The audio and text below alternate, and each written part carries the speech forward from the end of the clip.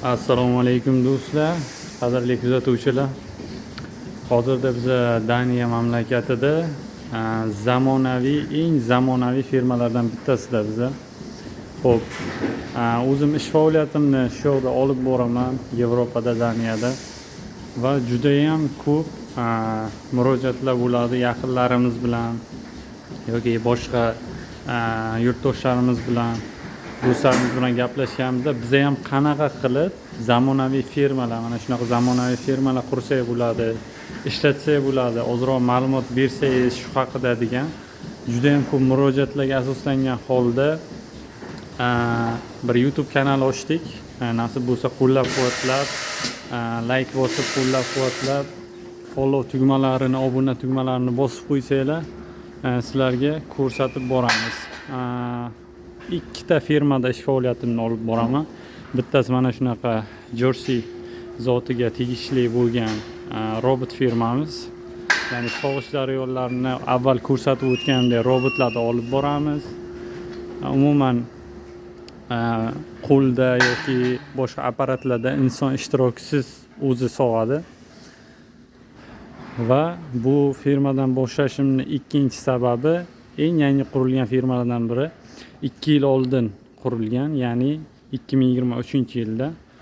Qanaqa qurilgan, yotoq stebllari qanaqa, ya'ni bular bed deydi, o'sha kravatlar desak ham bo'ladi.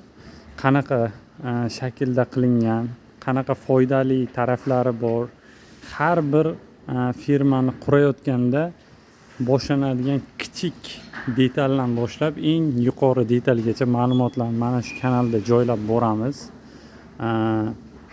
Nasib bo'lsa kuzatishda davom etsanglar, kimni yaxshi niyati bo'lsa, firma quraman, o'zim mana shunaqa katta firmaga bir nima deydi, boshchilik qilaman yoki kelajakda bir firmada ishlash niyatim bor deyadigan odamlarga juda ham manfaatli bo'ladi bu kanalimiz. Shu uchun qo'ng'iroqchani bosib har bitta videoni o'tkazib yubormaslikka harakat qilinglar. Bugungi mana shu boshlayotgan videomizda firma haqida umumiy ma'lumot beriladi. Ya'ni umumiy ma'lumot qanaqa? Nimaga mana bu yotoq sistemasi bu yoqda 2 lik, bu yoqda 1 va u tomonni hali ko'rsataman, ozuqa qo'yiladigan joy qilib qurilgan. Mana bu birinchisi. Chunki bu narsani juda ham foydali taraflari ko'p. Sizlar kichik joyda ko'p miqdorda qoramol saqlashinglar mumkin.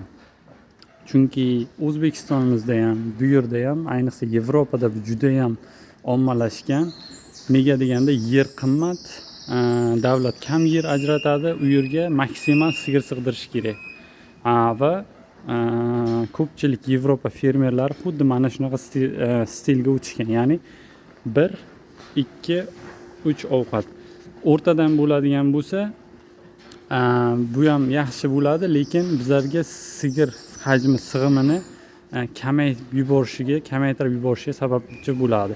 Lekin bu shaklda qurilgan firmalarimizda mana shu yoqda 200 dan oshiq sog'in sigir bo'ladigan bo'lsa, ko'rib turganlaringdek mana eniga 6 metrdan ziyodroq joyga uncha katta bo'lmagan hududga sig'dirishga erishilgan. Mana bu yotoq joyini o'zini hisoblaydigan bo'lsak 6 metrdan ziyod emas.